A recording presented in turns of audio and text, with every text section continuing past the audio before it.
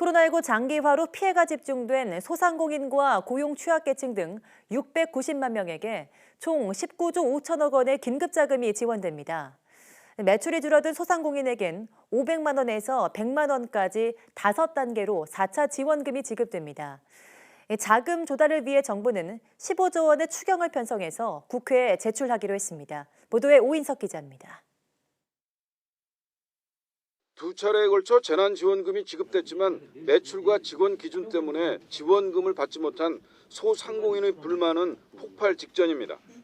이에 따라 정부는 소상공인의 지원 사각지대를 해소하는 데 초점을 맞췄습니다. 상시근로자 5인 이상 사업체 40만 개와 매출 한도 10억 원 이하 24만 개 업체가 피해 지원금을 추가로 받을 수 있게 됩니다.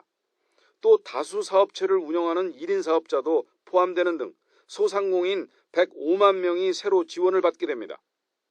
단 지난해 매출이 줄어든 경우에 한해 지원되는데 지난달 신고한 부가세 매출 신고액이 기준입니다. 지원 단가도 높아져 500만 원에서 100만 원까지 5단계로 구분해 지원됩니다.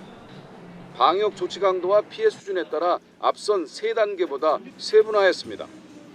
집합금지가 연장된 실내 체육시설과 노래방 등은 500만 원이, 금지가 완화된 학원과 겨울 스포츠 시설은 400만 원이 지원됩니다.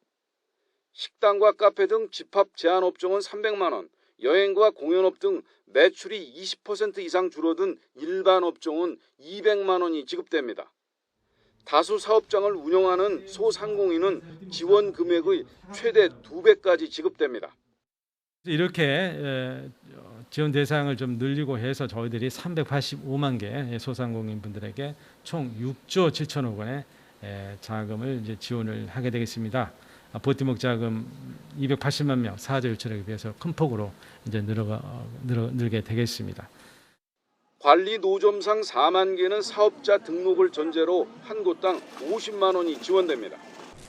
특수형태 근로 종사자와 프리랜서 등 근로 취약계층과 매출이 감소한 법인 택시기사 그리고 돌봄 서비스 종사자에게도 고용안정 자금이 지급됩니다.